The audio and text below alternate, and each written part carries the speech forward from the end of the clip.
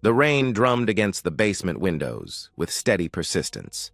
David Walker stood at the foot of the wooden stairs, surveying the cluttered storage room that had been calling his name for months.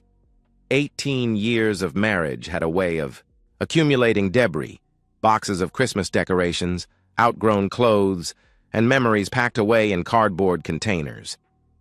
He rolled up his sleeves and got to work. Rachel was upstairs somewhere, probably on another marathon phone call with her sister Linda. The conversations had become more frequent lately, always ending abruptly when he entered the room. Emma was at volleyball practice, and Jake was buried in his room with video games. Saturday afternoons like this used to feel peaceful. Now they felt hollow. David had been telling himself for months that the distance between him and Rachel was normal. 18 years of marriage, 2 teenagers, his long hours at Walker Shipping Solutions. Of course, the romance had settled into routine.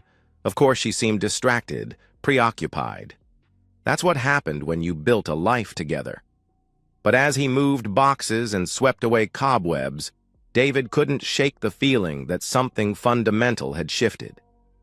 Rachel's late-night phone calls, her new interest in yoga classes that somehow never left her more relaxed.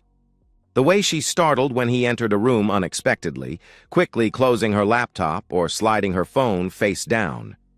He was lifting a box of Rachel's old college textbooks when he noticed it. A slim leather journal wedged behind the container, pressed against the concrete wall like it was hiding. David almost left it there. Privacy was important in a marriage. He trusted Rachel completely, but something about the way it was hidden, deliberately concealed rather than simply forgotten, made him pause.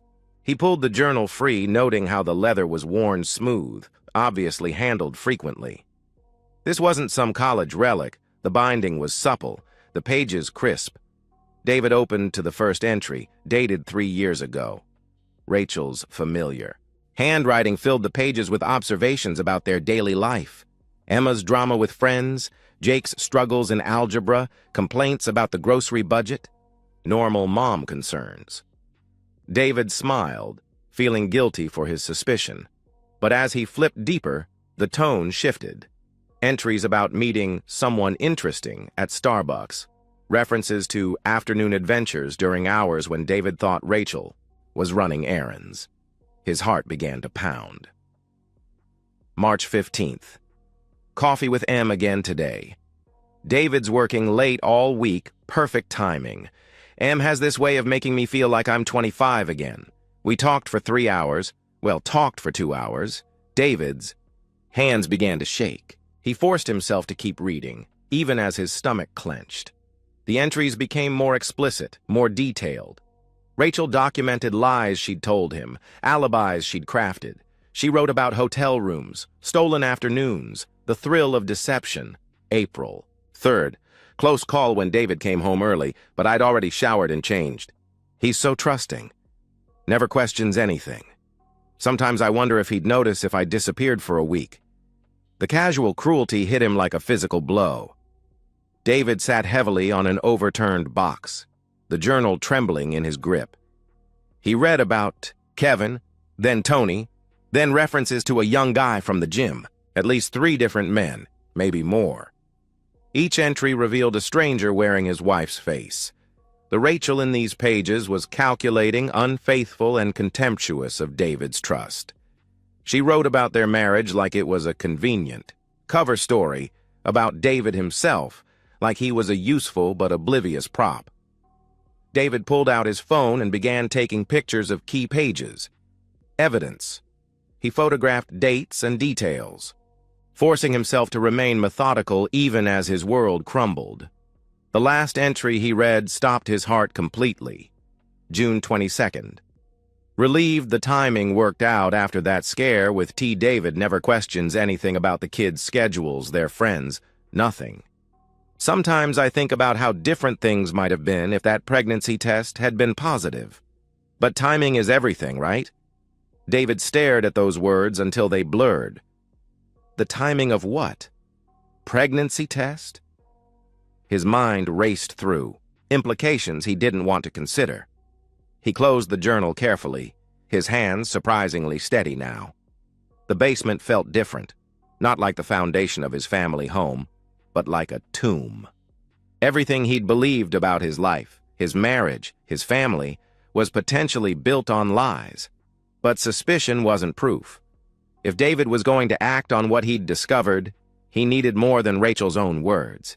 He needed facts that would hold up not just in his own mind, but in court. David stood up, slipping the journal back into its hiding place exactly as he'd found it. Upstairs, he could hear Rachel's voice, still talking to someone who may or may not have been her sister. The sound made his skin crawl. He climbed the basement stairs like a man walking toward his execution, knowing that nothing would ever be the same again. David became two people overnight. The first David went through the motions of his life. Kissing Rachel goodbye in the mornings, helping Jake with homework, cheering at Emma's volleyball games. This David smiled at the right moments, laughed at Rachel's stories, and maintained the comfortable rhythm of 18 years of marriage. The second David was a detective. He returned to the basement journal repeatedly over the next week, each reading, revealing new details he'd missed. Rachel had been methodical in her documentation, noting not just what she'd done, but how she'd covered her tracks. David cross-referenced her entries with his work calendar, family photos, and his own memories. The patterns were devastating. Rachel's affair with Kevin had coincided with David's 3-day business trip to Portland. Her meetings with Tony always happened on Wednesday afternoons when she claimed to be at book club, a book club that David now realized she'd invented entirely. The young guy from the gym encounters aligned perfectly with her Tuesday and Thursday workout schedule. But the most crushing discovery came when David began mapping Rachel's documented infidelities against a different calendar entirely. He pulled out Emma and Jake's baby books and began calculating conception dates. Emma had been born on September 12, 2008. Counting backwards put her conception around mid-December 2007.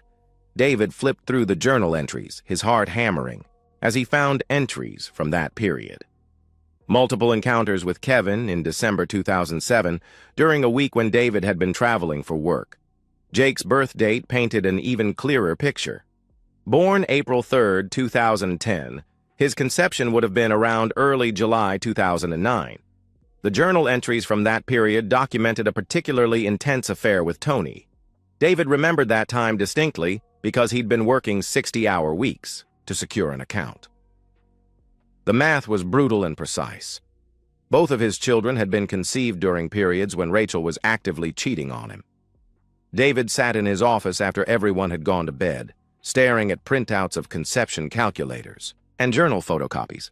The children he'd loved unconditionally, sacrificed for, been proud of. They might not be his biological offspring. Every little league game, every scraped knee he'd bandaged, every proud moment when they'd inherited his supposed talents, all of it might have been an elaborate delusion, but David was nothing if not thorough. Suspicion wasn't certainty, and he needed facts before he could act.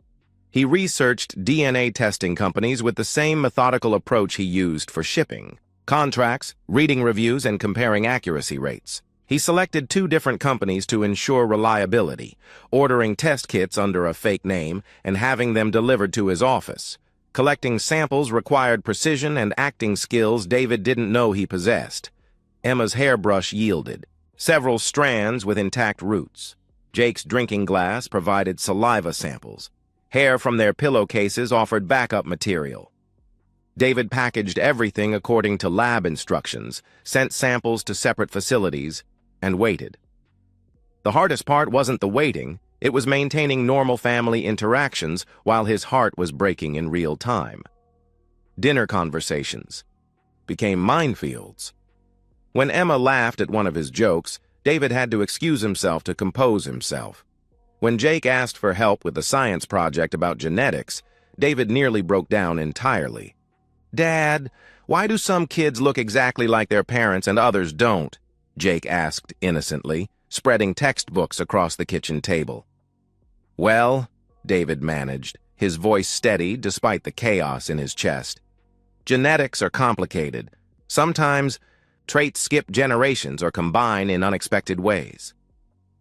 But you know what really matters about family? He asked his son. What? Jake replied, looking up from his textbook. Love. Commitment. Being there for each other no matter what, David continued, reaching over to ruffle Jake's hair. Biology is just science. Family is about choice. Jake nodded seriously, returning to his homework while David excused himself to get air outside. Meanwhile, Rachel continued her routine with no apparent awareness of David's discovery. She still took her mysterious phone calls, still disappeared, for hours at a time with vague explanations. David began documenting these absences, noting when she left, when she returned, and what stories she told. He also started paying attention to her phone habits with new eyes. She'd always been protective of her device, but now David noticed how she angled it away from him, how she took it into the bathroom, how she slept with it under her pillow instead of on the nightstand. One evening, while Rachel was in the shower, David noticed she'd left her phone on the kitchen counter. His finger hovered over the home button for a full minute before his conscience won out. He wasn't ready to become someone who violated privacy without absolute certainty. The journal was evidence he'd stumbled upon. Actively hacking her phone would make him the aggressor.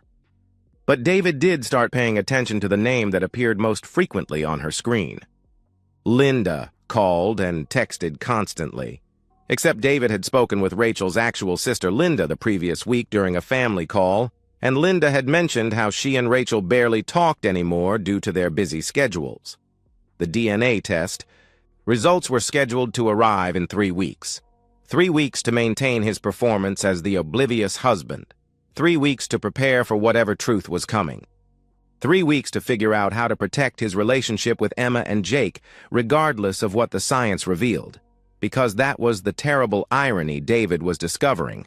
Biology might determine paternity, but it couldn't erase 16 and 14 years of fatherhood. These children were his in every way that mattered, and he'd be damned if Rachel's betrayal would cost him the most important relationships in his life.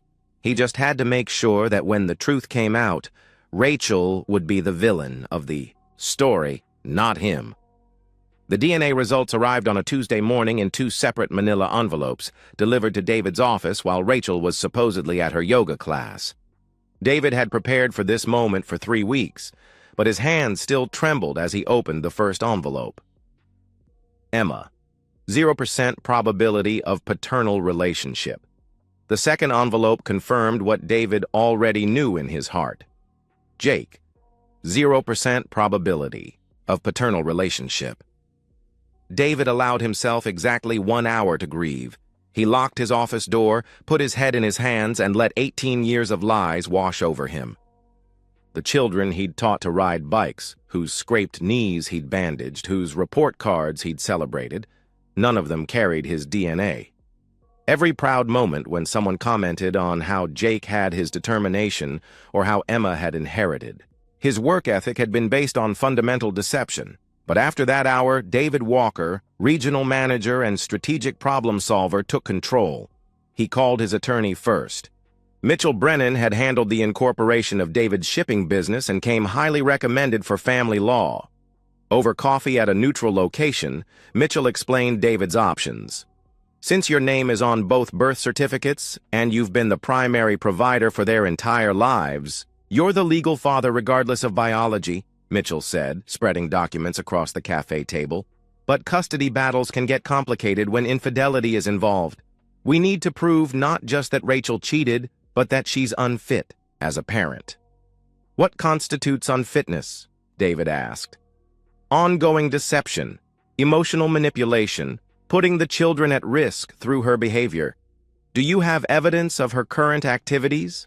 Mitchell replied. David slid copies of the journal, entries across the table. Mitchell read them with the detached interest of a professional, occasionally making notes on a yellow legal pad. This is good, Mitchell said finally. Documented pattern of deception, multiple affairs, cavalier attitude toward the marriage, and children.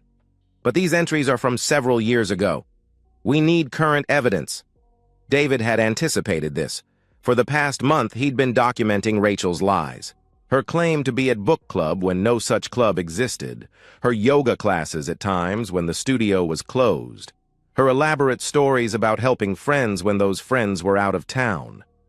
I need to catch her in something current and undeniable, David said.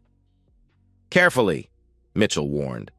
Nothing illegal, nothing that could be construed as harassment. Just document inconsistencies and let her own lies build the case. The second part of David's strategy involved protecting his assets. His accountant, Janet, helped him understand their financial picture without triggering Rachel's suspicion.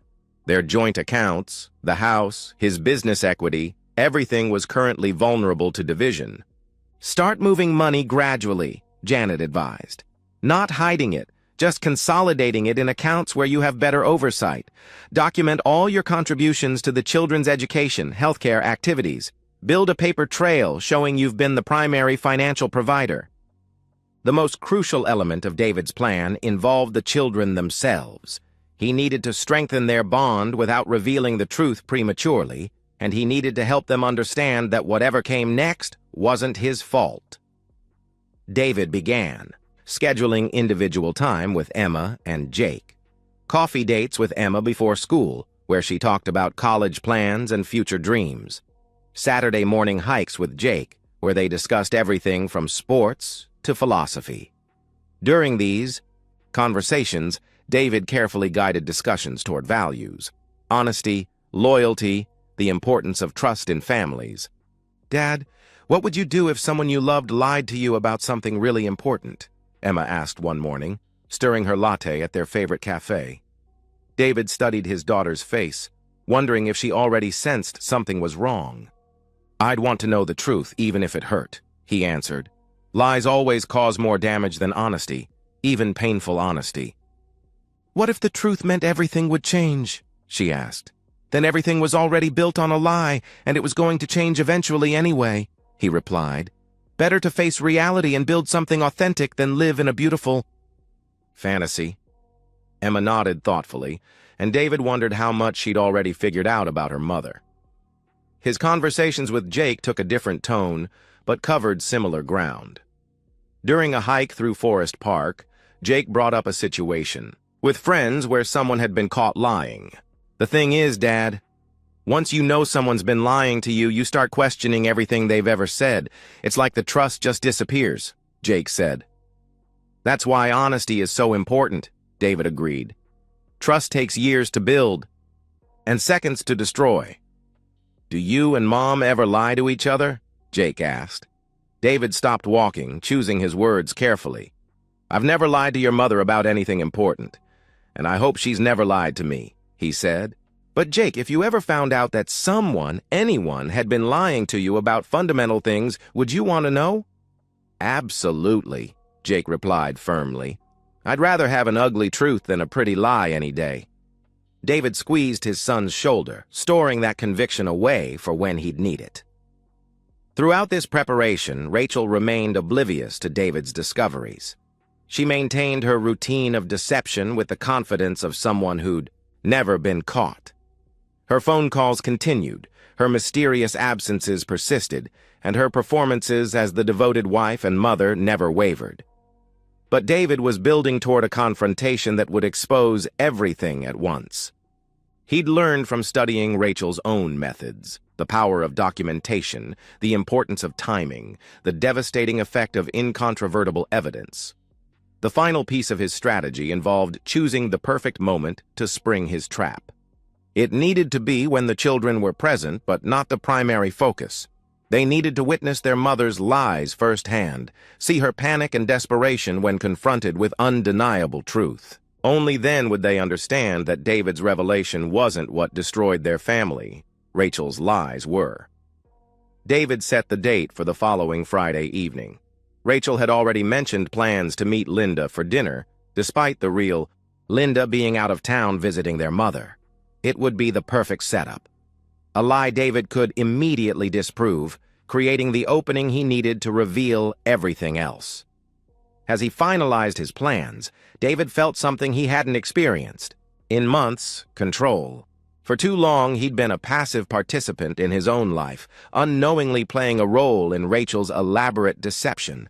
But now he held all the cards, all the evidence, all the power. Rachel Walker was about to discover that her victim was actually a strategist, and her house of lies was about to collapse around her. Friday evening arrived with the weight of inevitability. David had orchestrated every detail. Emma and Jake were home from school, positioned in the living room with homework spread across the coffee table, close enough to overhear but not obviously eavesdropping. David had prepared the kitchen table like a war room, copies of journal entries in manila folders, DNA test results in sealed envelopes, and a small digital recorder he'd purchased that morning. Rachel arrived home an hour later, then promised, her cheeks flushed and her hair slightly disheveled despite the cool evening. She breezed through the front door with the practiced confidence of someone whose lies had never been challenged. "Sorry I'm late," she called out, hanging her purse on the hook by the door. "Linda's going through a rough time with her divorce, and you know how she gets. We lost track of time at dinner." David watched from the kitchen doorway as Rachel smoothed her hair and checked her reflection in the hallway mirror. Such a small gesture, but it spoke to her vanity, her need to maintain appearances even in the safety of her own home. "Rachel," David said, his voice carrying none of the warmth she was used to. "I need you to join me at the table." Something in his tone made her pause. She turned toward him, her expression shifting from casual dismissal to cautious attention. "Is everything okay?" she asked. "Come sit down," he answered. Rachel approached the kitchen slowly, her eyes taking in the folders and documents arranged on the table. David had positioned himself strategically, his back to the living room so the children could see Rachel's face, but not his own. "What's all this?" Rachel asked, settling into her chair with forced casualness. David reached across the table and placed the leather journal directly in front of her. Rachel's face went completely white. Her mouth opened and closed soundlessly. "Is there anything you want to tell me?" David asked quietly. "I don't... What is that?" Rachel's voice was barely a whisper. "You tell me," he replied. "I found it in the basement storage room, hidden behind your college textbooks." Rachel stared at the journal like it was venomous. Her hands trembled as she reached toward it, then pulled back. "David, I can explain," she began. "I'm listening," he said. From the living room came the sound of homework being abandoned as Emma and Jake became aware something serious was happening. It's complicated," Rachel began, her voice gaining strength as she slipped into survival mode. "That journal, it's not real. I mean, it's real, but the things in it are fiction. I was working through some fantasies, some thoughts about what life might be like if things were different." David nodded as if considering this explanation. Then he opened the first manila folder and began reading directly from photocopied pages. March 15th. "Coffee with M again today. David's working late all week. Perfect timing." David's voice remained steady and conversational. "That was during my Portland trip, wasn't it? You told me you spent that evening reorganizing Emma's closet." Rachel's breathing became rapid and shallow. "Those are just stories, David. Creative writing exercises," she insisted. April 3rd. Close call when David came home early, but I'd already showered and changed. "He's so trusting, never questions anything," David continued, flipping to another page. "That was the day you claimed to have food poisoning, remember?" "You're taking this out of context," she protested. David opened the second folder and produced the DNA test results. The papers hit the table with the finality of a judge's gavel. Rachel's composure shattered completely. She lunged for the documents, but David held them out of reach. "Test errors," she gasped. "Those tests are wrong all the time." "Two different labs, Rachel. Two separate tests. Emma and Jake share none of my DNA," he stated firmly. The words hung in the kitchen air like a death sentence. From the living room came the sound of chairs scraping against hardwood floors. Emma appeared in the kitchen doorway first, her face stricken with confusion and growing horror. "What DNA tests?" Emma demanded. "Dad, what are you talking about?" Jake crowded behind his sister, his frame tense with alertness. Rachel tried to recover, switching tactics to damage control. "Kids, your father is upset about some old journal entries that don't mean anything. He's blowing everything out of proportion," she explained desperately. "Is it true?" Emma's voice cut through her mother's explanation like a blade. "Have you been cheating on Dad?" "Emma, sweetheart, it's complicated. Adults sometimes," Rachel began. "Just answer the question," Jake shouted, his voice cracking with emotion. "Have you been lying to us?" Rachel looked around the kitchen like a trapped animal. David remained silent, letting her dig her own grave. "Those journal entries are old," Rachel finally said. "Whatever happened in the past doesn't change how much I love this family." "What? About the DNA tests?" Emma pressed. "Are you saying Dad isn't our biological father?" Rachel's silence was answer enough. Emma's face crumpled and Jake let out profanity that would have earned punishment under normal circumstances. "You destroyed our family," Emma said, her voice thick with tears and disgust. "You lied to everyone about everything." Jake was beyond words, his face red with rage as he stared at his mother. When Rachel tried to approach him, he physically recoiled from her touch. "Don't," he said, his voice deadly quiet. "Don't touch me," David finally spoke, his words measured and calm in contrast to the chaos Rachel had created. "I want you to pack your things and move to the guest room tonight. We'll discuss the divorce arrangements once you've found somewhere permanent to live," he said. "David, please," Rachel begged, tears streaming down her face. "We can work through this. The kids need their mother." Emma looked at her with pure contempt. "I don't need someone who's been lying to me my entire life," she replied coldly. "I don't need someone who humiliated Dad while he was working to support us." Jake nodded in fierce agreement. "He's our real dad," he declared. "Biology doesn't matter. He's the one who raised us." Both children moved toward David, forming an unconscious protective barrier between him and Rachel. Rachel tried once more, to salvage something from the wreckage. "I made mistakes, but I never stopped loving you kids. I'm still your mother," she pleaded. "You're the woman who gave birth to us," Emma corrected. "But Dad is our real parent." As Rachel retreated upstairs to pack, Emma and Jake flanked David at the kitchen table, both reaching for him in the same moment. Their hug was fierce, desperate, and healing. "We choose you," Emma whispered. "Biology doesn't matter. You're our real dad." Jake nodded against David's shoulder. "She's the one who broke everything, not you," he said firmly. 6 months later, David Walker stood in his kitchen making Saturday morning pancakes, a ritual that had taken on new significance since becoming a single father. Emma set the table while Jake squeezed fresh orange juice, their movements synchronized, by months of practice. The divorce had been swift and brutal. Rachel's documented infidelity, combined with Emma and Jake's sworn testimony about her deception and their preference to live with David, left her with minimal assets and no custody. Rights, the house, remained theirs, along with most of the savings David had accumulated over 18 years of hard work. Rachel's new reality had become something of a local scandal. After losing the house and her family, she'd been forced to move back. In with her elderly parents, a humiliating regression from suburban wife and mother to middle-aged dependent daughter.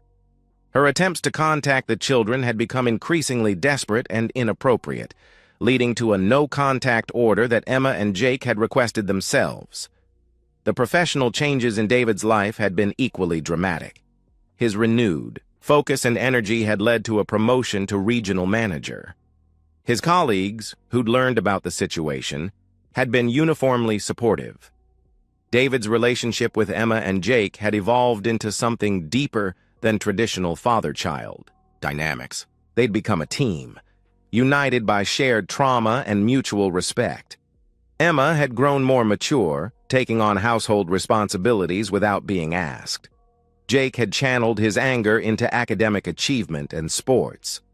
The journal that had started. Everything now lived in David's safe, not as a weapon but as a reminder. Rachel's attempts to rebuild her life had been spectacularly unsuccessful.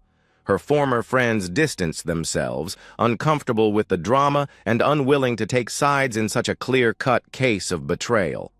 Rachel blamed David for turning the children against her and destroying the family with his vindictive behavior. This deflection would have infuriated him months ago, but now it simply confirmed what he'd always suspected.